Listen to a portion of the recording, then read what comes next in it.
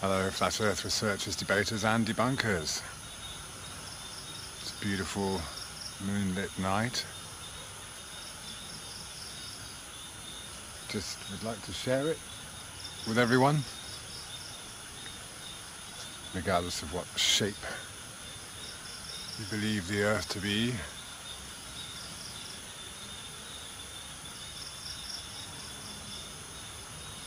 The moon's creating a kind of rainbow effect on those clouds up there.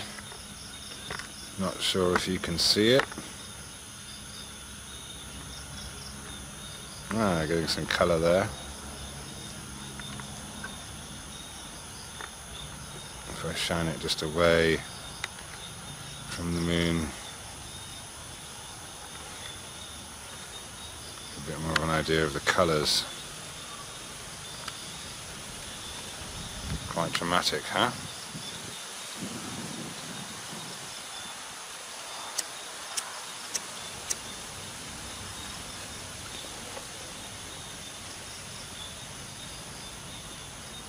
Interesting.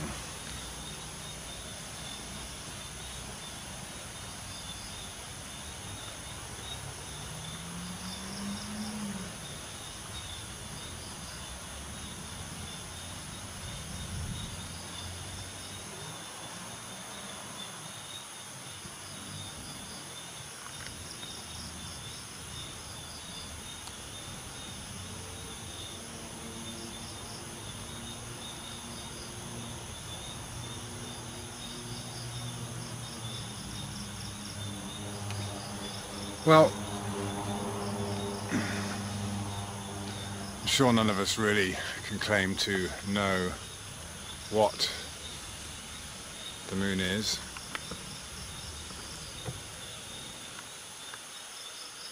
And how it works.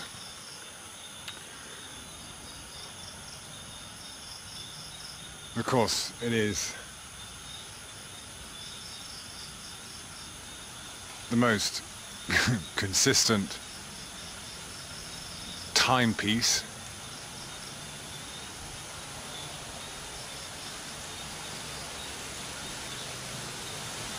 for all of us.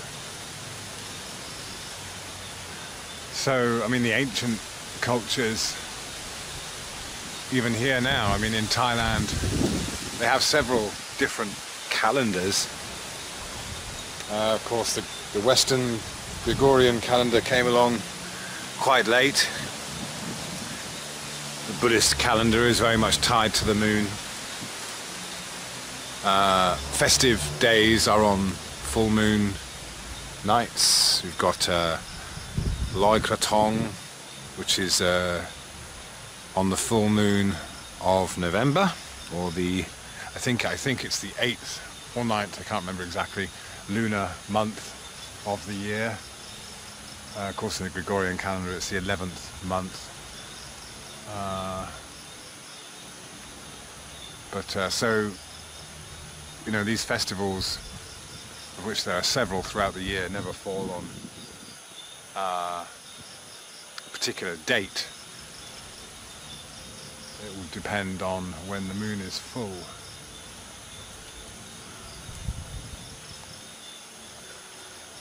People who want to argue about the sun and the moon should appear to get smaller or larger or smaller as it goes into the distances. Really, I find a pointless or futile argument. Of course, one talks about perspective and how part of perspective is objects appearing to get smaller as they go more distant. But of course, we're on the ground. If you're going to use the argument about us being so small that we can't see curvature and things like that, and the Earth's so big, well, think of that too when it comes to the whole thing about seeing the moon and the sun disappear. Of course, one is supposed to be much closer than the other.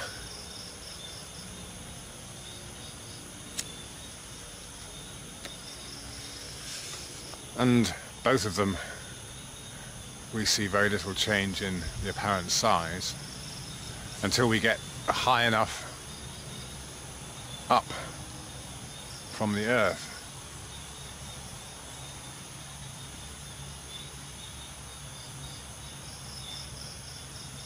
But are any of them really solid objects? Are they really there? We see them, we see light reflected off them, we can see the moonlight reflecting off the leaves on the palm tree up there. But of course reflections are dependent on the viewer. There is no reflection until you look. And of course anyone can take a picture of the moon or the sun above water, and they'll get a reflection in the water. Is the reflection there, or is it just there for you? Because you could go face another direction and look at the moon or the sun, and you would get the reflection. Or you could move from side to side and the reflection will move with you.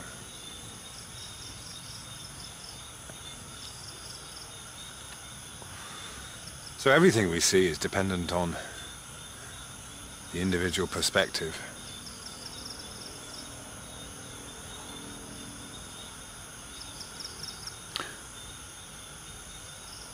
So to even try and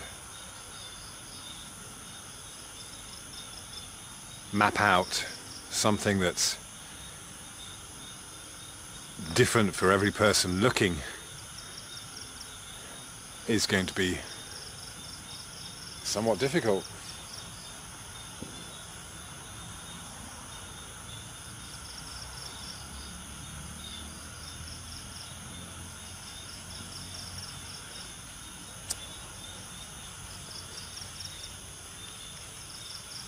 It's also quite amusing that science will do its best to attempt, or the application of science was used to describe the sun and the moon.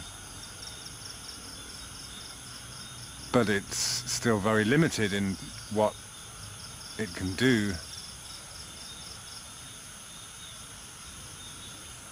to just describe the physical properties of each of them.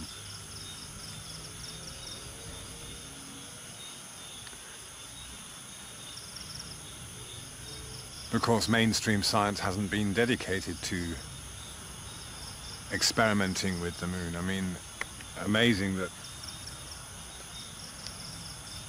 flat earthers seem to be the first people in modern times to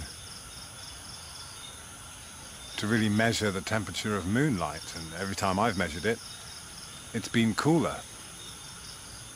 Only by a degree or so, but there's a difference. And anyone who's spent any time just in nature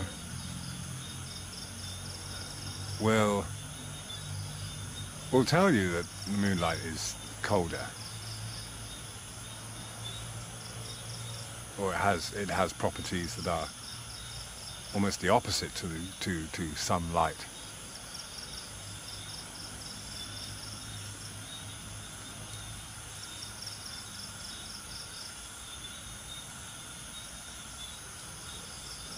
Just part of the big clock in the sky, really, isn't it?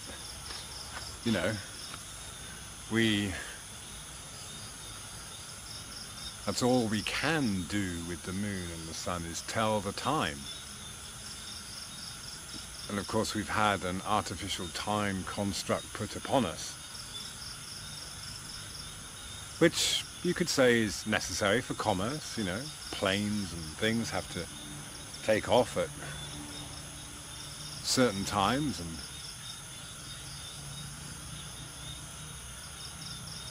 but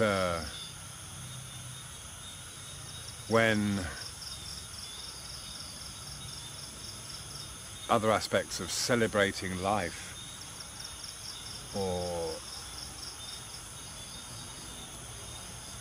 having festivals to mark certain points through a year, it's done on the time of the moon, the timing of the moon or the timing of the sun. They are almost their own entities, although they clearly seem to work in tandem. I mean, for anyone to just try and explain it away as an accident or is just ridiculous, really. I mean, you can't.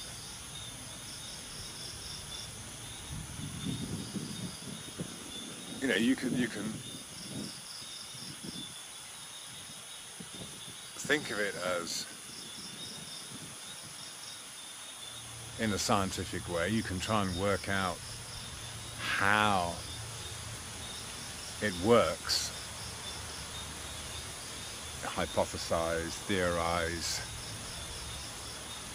and you can still, even if you're trying to take a very scientific approach, you can still be in wonder, be in awe of it.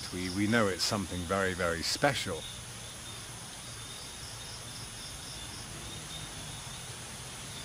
But of course, it just that just can't answer all the how. The why. Science can possibly sometimes help to explain the how, but the why. The why. I mean, really, science, if it's to be used to describe our environment and the things around us, then okay, the how is part of it, but the why is also an essential part of the science. That these things are separated is ludicrous, really. And this separation, this even trying to argue or debate about the shape of the earth is divisive and not really very helpful, except of course I think the thing that every flat earther goes through is at least at first there is that realization that when you really look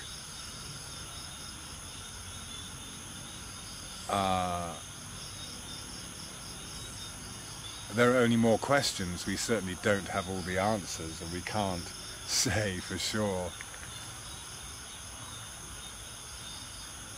how any of it all works.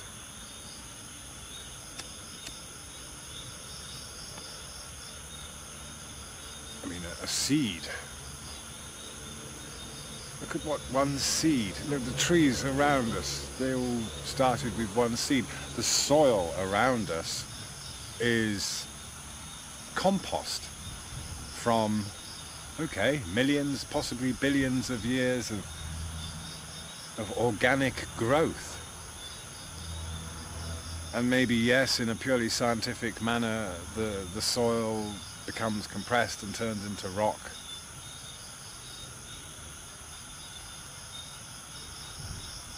Becomes fossilized, as it were. It's quite incredible.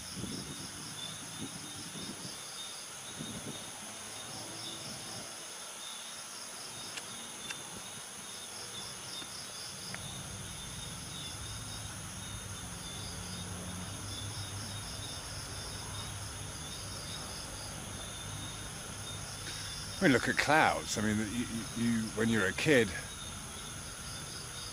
you can imagine that you could bounce off clouds, or they're a bit like cotton wool. but then one day you get in a plane and you fly through the clouds. But what if the sun and the moon are like that? They're just light gathering, and we maybe, when people see aircraft flying through the sun, maybe that's what they're seeing. For the people in the aircraft, they wouldn't know. But for people looking from a different perspective, looking at a low-hanging sun, and they see a plane go through the sun, well, maybe that's exactly what's happening.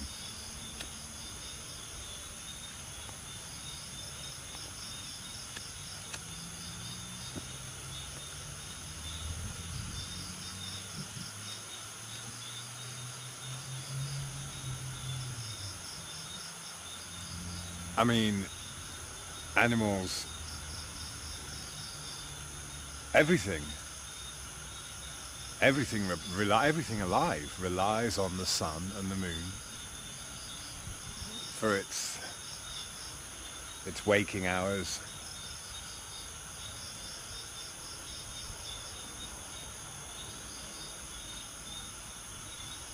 As dusk falls, chickens go home, go to roost, birds fly back to their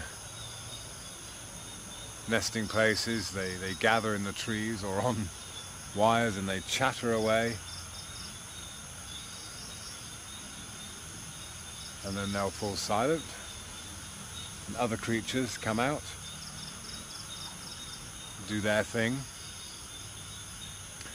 Now that's why evolution is a ridiculous idea, because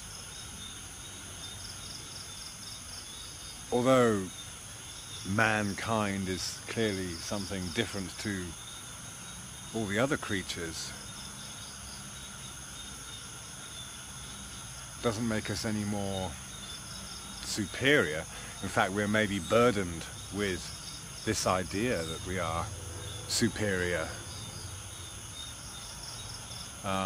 We become preoccupied with that.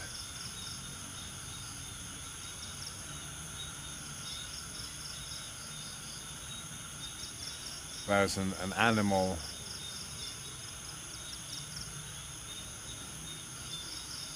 animals clearly seem to be sentient beings.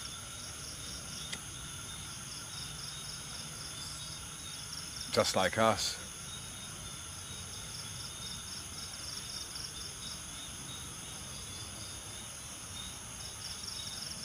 And I suppose they each one carries a burden in its own existence. It has a job to do, and it must find ways to do that job each and every day.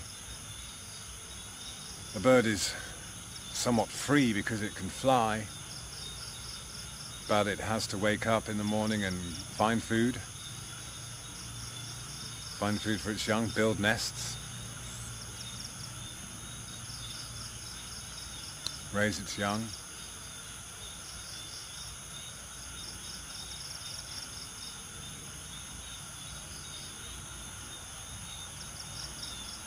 Each of us, no matter what form we take, we have a struggle, and of course an individual perspective.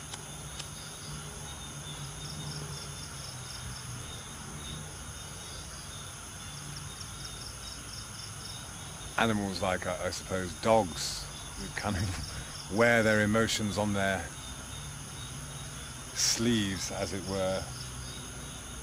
Maybe that's one thing we love about dogs, is that it's very easy to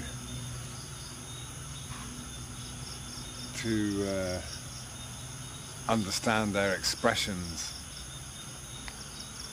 We can see that they have emotions. Spend long enough with a cow or a chicken, and you'll see the same thing.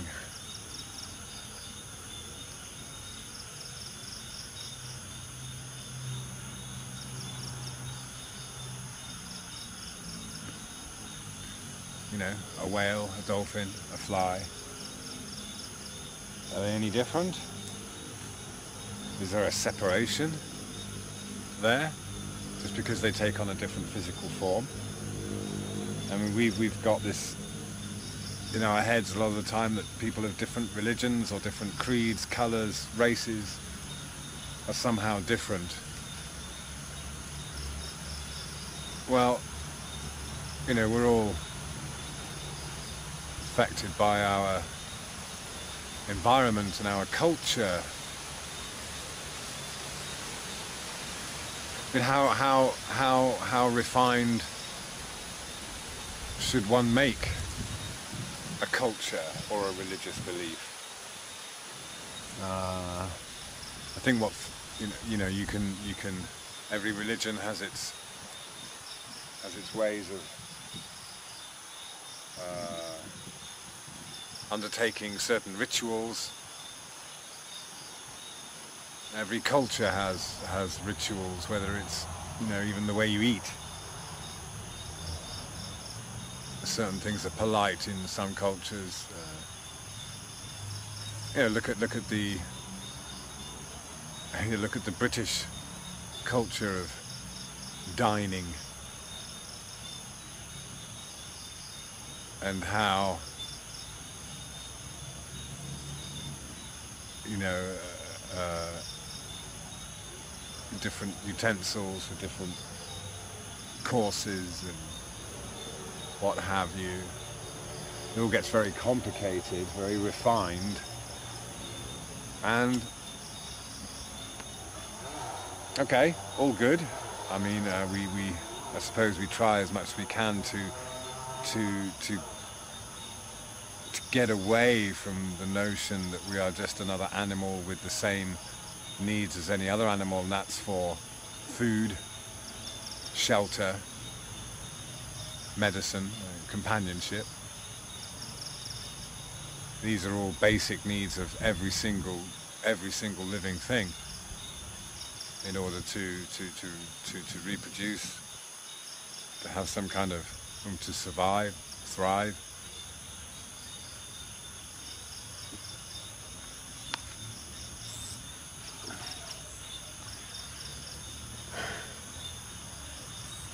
So maybe the science of the moon and the sun and the planets and the stars is like the dining culture of the West, where it's, you know, kind of fine-tuned.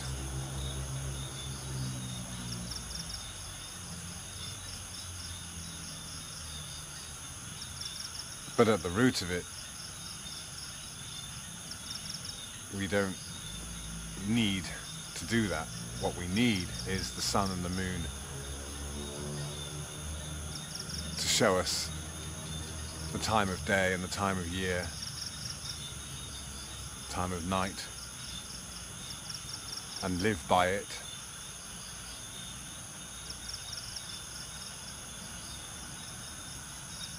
To study it so closely that you have an intimate relationship with it is ultimately quite futile, because there's a limit to what we are supposed to understand. If we are constantly being told to try and reach for the stars and go off to Mars and the moon, and then we are in a way being constantly we're having our focus of attention directed away, outward, beyond the reality that we should be looking at. Our immediate family, our fellow human beings, our fellow creatures, our fellow the planet that we're on. There seems to be this kind of, I mean, look at whether it's CERN or going to space. There is this idea that we've got to get off this planet, or we've got to change the way things are.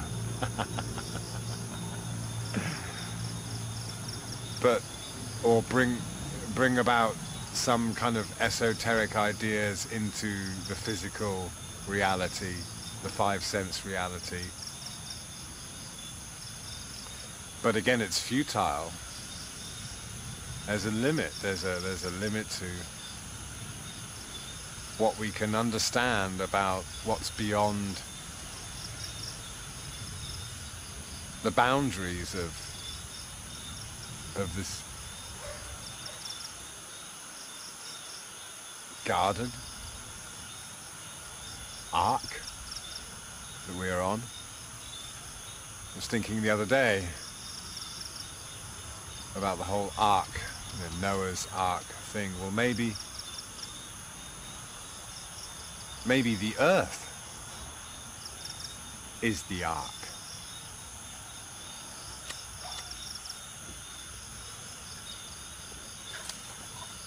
Where all the creatures...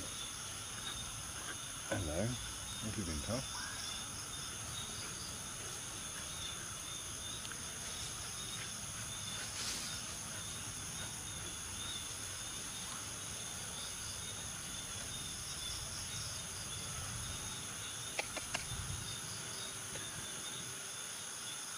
Where all the creatures are kept. I mean, we can't really explain why, for example, there are all these marsupials and unique animals in Australia. Kangaroos, koala bears, the kiwis in New Zealand. I mean, we can postulate about how these were once one piece of land, separated, creatures evolved. Maybe it's the other way around. Maybe it's just that they've always been like that. They are separate places for unique forms of life, their own ecosystems. We don't know. We never can know. Looking into the past or the future is really just guesswork anyway. None of us are around long enough to know much. Of course, the conventional view of the solar system is done by looking at records over millennia. And it's incredible, really. The one thing... Oh, I'm going to get rained on. The one thing we can know about the past is that the positions and the rotation of the sun and the moon have never ever changed.